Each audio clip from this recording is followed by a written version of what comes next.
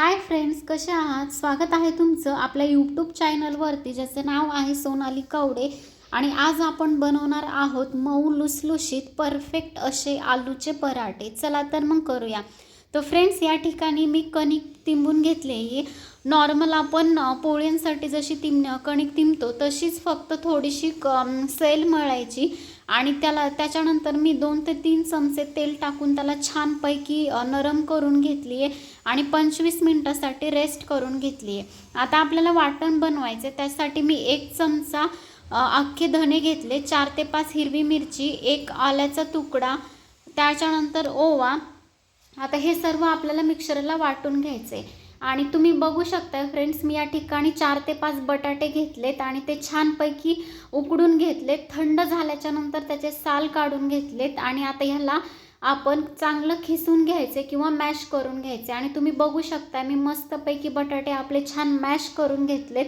आणि लक्षात ठेवायचं, बटाटे तुम्हाला कंप्लीट थंड करूनच घ्यायचेत. आता आपल्याला सारण बनवायचे, तर यासाठी आता आपण जे वाटण करून घेतलं होतं मिक्सरमध्ये, ते सर्व वाटण आपल्याला याच्यामध्ये घालायचे. त्याच्यानंतर खूप सारी कोथिंबीर घालायची आहे. आणि त्याच्यानंतर जी कोथिंबीर आहे ती थोडीशी कोरडी झाल्याच्या नंतरच घालायची, नाहीतर ओलसरपणा येतो. त्याच्यानंतर 1 चमचा भाजून घेतलेले धणे जिरे पावडर घातली. त्याच्यानंतर पाव चमचा हळद घालते मी.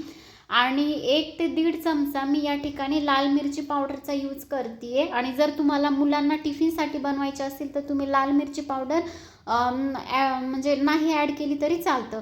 त्याच्यानंतर चवीनुसार मीठ ॲड करायचे. आणि हे सर्व जे मिश्रण आहे ते आपल्याला छानपैकी व्यवस्थित असं मिक्स करून घ्यायचे. आणि त्याच्यानंतर मी या ठिकाणी गरम मसाला घातला आहे, थोडासा घातला आहे.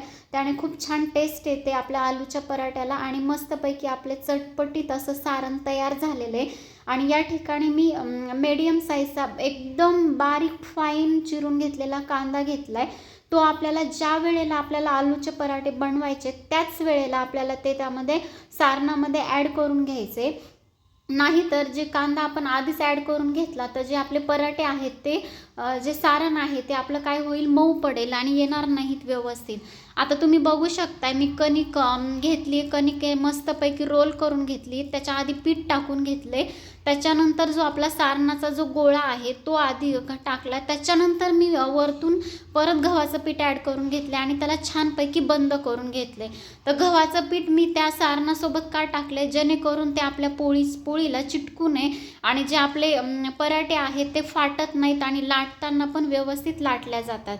तर फ्रेंड्स, मी गॅसवरती पॅन गरम करायला ठेवला आहे. आणि खाली मी पेपर का घेतला आहे याचं कारण एक आहे, कारण आपला जो त्याच्या पेपरवरती पीठ टाकून घ्यायचं आणि पराठा जो आहे हलक्या हाताने लाटून घ्यायचा, छान गोलाकार येईपर्यंत.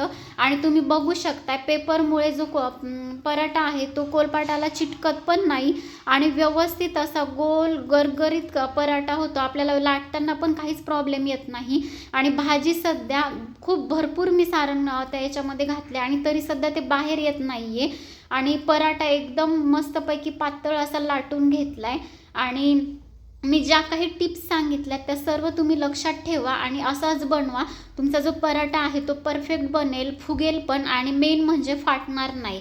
आता तुम्ही बघू शकता या ठिकाणी मी तेलाचा हात लावून घेतला आहे पराठ्याला पहिल्यांदा, कारण ते आपल्या पॅनवरती चिटकणार नाही. आता तुम्ही आपला पॅन जो आहे तो गरम झाला आहे, त्यावरती पण मी तेल ॲड करून घेतले.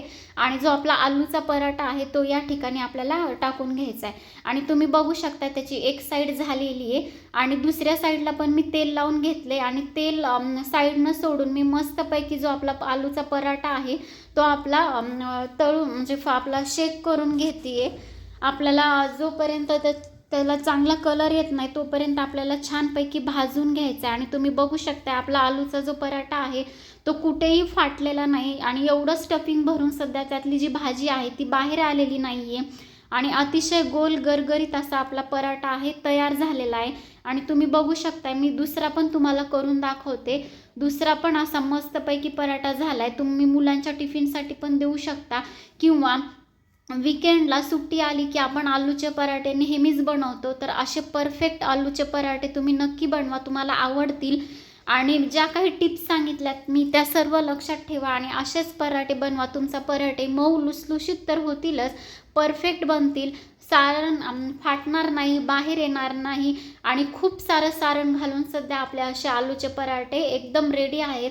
तुम्हाला जर व्हिडिओ आवडला असेल तर फ्रेंड्स नक्की लाईक करा, चॅनलला सबस्क्राईब करा. तुमच्या एका सबस्क्राईबमुळे मला खूप मोटिवेशन मिळतं. Thank you for watching.